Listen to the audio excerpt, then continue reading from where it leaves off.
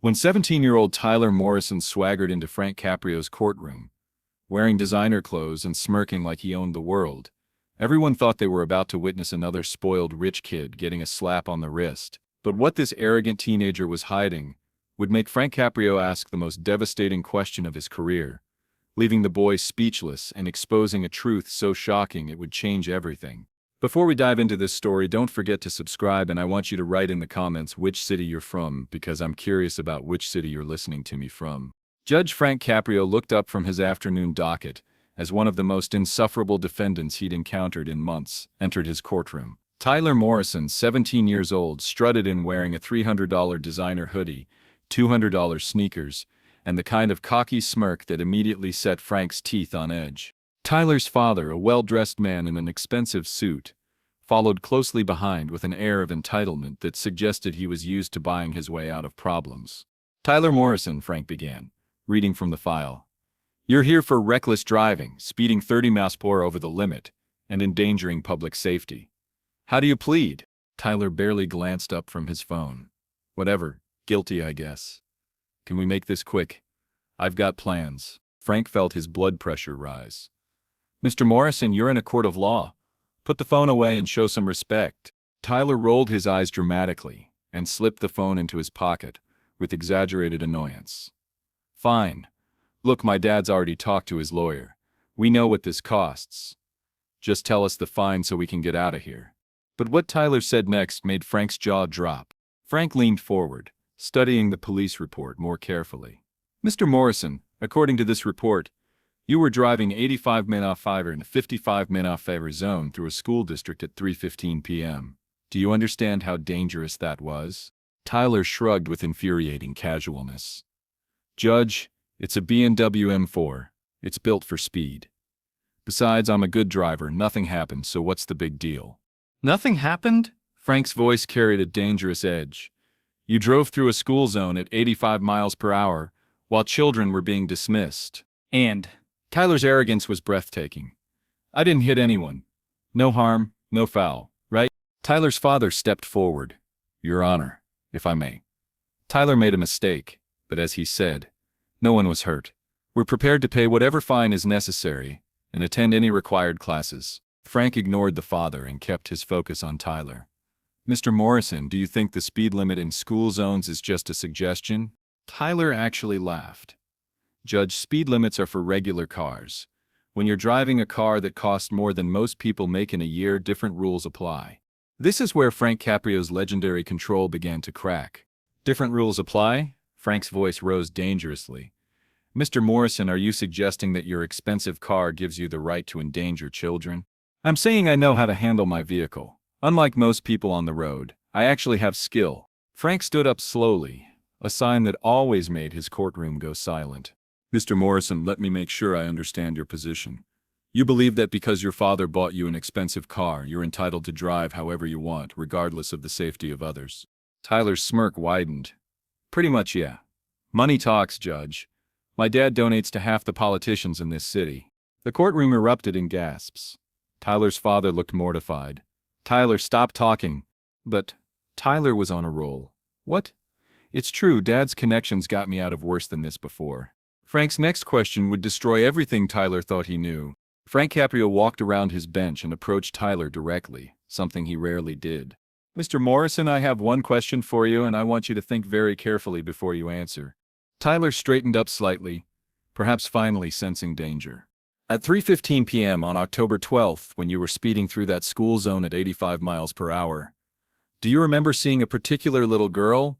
Tyler's cockiness faltered for the first time. What do you mean?" "A little girl with blonde pigtails wearing a pink backpack, crossing at the crosswalk. Do you remember her?" Tyler's face went pale. There were lots of kids around." Frank's voice became deadly quiet. "Mr. Morrison, that little girl's name is Emma Rodriguez. She's 7 years old. And according to 3 witnesses, you missed hitting her by less than 2 feet. The arrogance drained from Tyler's face instantly. "Judge, I didn't..." "You didn't what, Mr. Morrison? You didn't see her? You didn't care? You didn't think a 7-year-old's life was worth slowing down for?" The revelation that came next shattered Tyler completely. Frank continued, his voice growing stronger with each word. "Mr. Morrison, do you know what happened to Emma after your car roared past her at 85 miles per hour?" Tyler's voice was barely a whisper. "No." She was so terrified that she wet herself in the middle of the crosswalk. She was shaking so badly that a teacher had to carry her back to school. She had nightmares for a week. Tyler's legs seemed to give out. He grabbed the podium for support. "Judge, I swear I didn't see—" "You didn't see her because you weren't looking! You were too busy showing off your expensive car to care about the children around you!" Frank pulled out another document. "But here's what you really need to know, Mr. Morrison. Emma Rodriguez isn't just any 7-year-old. She's my granddaughter." The courtroom erupted. Tyler's father buried his head in his hands. "That's right, Mr. Morrison. You nearly killed my granddaughter because you thought your daddy's money made you invincible." Tyler's world collapsed in real time. Tyler began to hyperventilate. "Your Honor, I had no idea. I would never—" "You would never what?" "Drive recklessly through a school zone? 'Cause that's exactly what you did." Frank's voice thundered through the courtroom. "Mr. Morrison, when my granddaughter came home that day, she asked her mother why the mean boy in the loud car tried to hurt her." Tyler started crying. "Judge, please, I'm sorry. I'm so sorry." "You're sorry? You're sorry that you traumatized a 7-year-old girl? You're sorry that you could have killed my granddaughter?" Frank pulled out his phone and showed Tyler a photo. "This is Emma at the hospital that night. She was so shaken up that her parents took her to the emergency room to make sure she wasn't hurt." Tyler looked at the photo and completely broke down. Oh God, what did I do?" But Frank wasn't finished destroying him yet. "Mr. Morrison, do you want to know what Emma asked me last week?" Tyler could barely speak through his sobs. "What?" "She asked me if the police caught the bad man who tried to run her over. She wanted to know if he was in jail so he couldn't hurt other kids." Tyler collapsed into his chair, sobbing uncontrollably. "Your Honor, please, I'll do anything. Anything to make this right." Frank's voice was ice cold. "Mr. Morrison, here's what you're going to do. You will surrender your license immediately. You will not drive for 1 full year." Tyler nodded frantically. "Yes, sir." "You will perform 500 hours of community service at elementary schools, teaching children about traffic safety." "Yes, Your Honor." "You will write a personal letter of apology to Emma and read it to her in person." Tyler was crying so hard he could barely breathe. Yes, anything. The sentence that would change Tyler's life forever.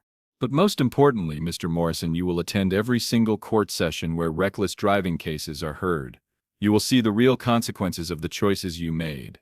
Frank turned to Tyler's father. "Mr. Morrison, Sr., your son nearly killed my granddaughter because you taught him that money solves everything. You're both going to learn that some things can't be bought." Tyler's father stood up. "Your Honor, please understand, we had no idea about your granddaughter." "Mr. Morrison, that shouldn't matter. Every child deserves the same protection as my granddaughter. The fact that you only care because it's personal to me proves exactly what kind of people you are." Frank looked back at Tyler, who was still sobbing. "Mr. Morrison, I want you to understand something. My granddaughter will recover from this trauma. But there are families who never recover because someone like you thought speed limits didn't apply to them." The transformation that followed was remarkable. 3 days later, Tyler Morrison appeared at Frank Caprio's home, accompanied by his mother this time, not his father. "Judge Caprio," Tyler said, his voice barely audible. "I wrote the letter. May I read it to Emma?" Frank studied the broken boy before him.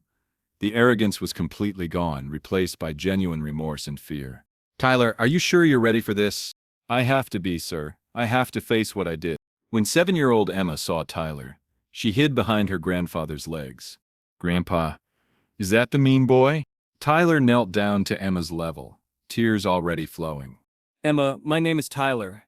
I'm the person who scared you with my car. I came to tell you how sorry I am." Emma peeked out from behind Frank. "Why did you try to hurt me?" "I didn't try to hurt you, Emma. But I was driving very dangerously and I wasn't being careful. I could have hurt you very badly and that would have been the worst thing I ever did in my life." Emma's response broke everyone's heart. Emma looked at Tyler with the innocence that only children possess. "Are you going to drive scary again?" "No, Emma. I promise you, I will never drive dangerously again.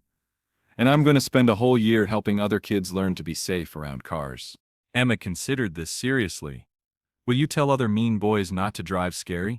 "Yes, Emma, I'll tell everyone I meet about how wrong I was and how I almost hurt you." To everyone's surprise, Emma stepped forward and hugged Tyler. "I forgive you, but don't be mean to kids anymore." Tyler sobbed as he hugged her back. "I promise, Emma. I promise." The community service that changed everything. True to the court's order, Tyler began his 500 hours of community service at 3 different elementary schools. But something unexpected happened. Tyler discovered he had a gift for connecting with children. His traffic safety presentations became the most popular programs in the district. Children who had been afraid of crossing streets began to feel safer after Tyler's talks about car safety. "Tyler doesn't just tell kids to be careful," explained Principal Sarah Martinez. "He tells them about the day he almost hurt a little girl and how it changed his life forever." Tyler's presentations were so effective that other school districts began requesting his program. The father's reckoning was equally powerful. Tyler's father, meanwhile, faced his own consequences. The story of his son's case and his own entitled attitude spread through Providence's business community. 3 major clients terminated their contracts with his law firm, specifically citing his lack of character and moral judgment. "When a man teaches his son that money is more important than children's lives, that man has no business representing our company," wrote one CEO in a public letter. Tyler's father was forced to attend parenting classes and make substantial donations to traffic safety programs. The ripple effect that transformed the community. Tyler's case led to the implementation of new traffic enforcement measures in all school zones throughout Providence. The Emma's Law initiative, named after Frank's granddaughter, increased fines for school zone violations and created mandatory community service requirements for all reckless driving cases involving schools. Speed cameras were installed in every school zone, with revenues funding additional crossing guards and safety education programs. Most importantly, Tyler's story became a cautionary tale shared in driver's education classes throughout Rhode Island.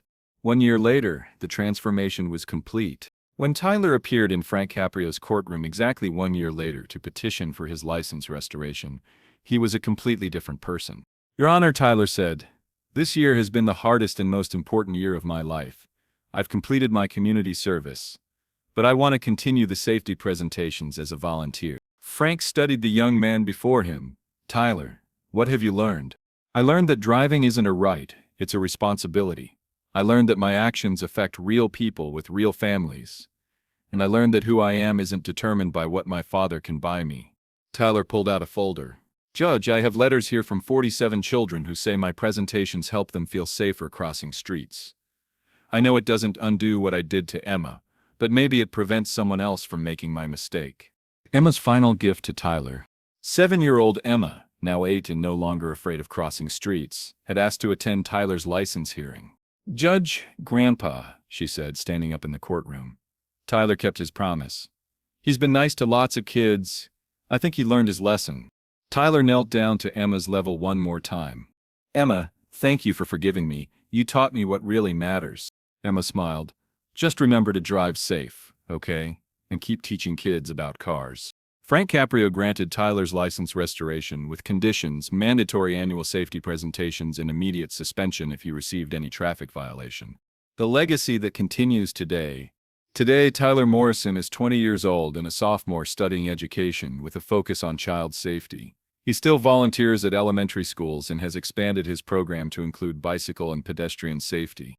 He has spoken to over 15,000 children about traffic safety and credits Emma Rodriguez with saving his life by teaching him compassion. "Emma didn't just forgive me," Tyler reflects. "She showed me how to forgive myself and use my mistake to help others." Tyler's father eventually lost his law practice due to the scandal, but found work as a public defender, finally learning to serve others rather than exploit them.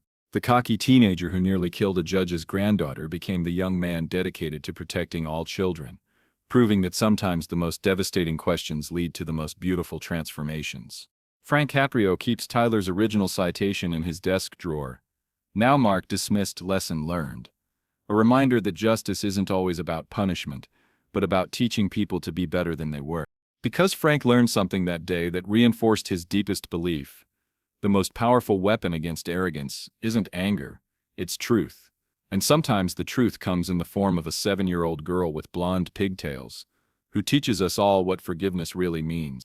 Emma still visits her grandfather's courtroom occasionally, and she always asks about Tyler, the safety teacher. She's proud that her scary experience helped make other children safer. Because sometimes the most frightening moments create the most powerful protectors.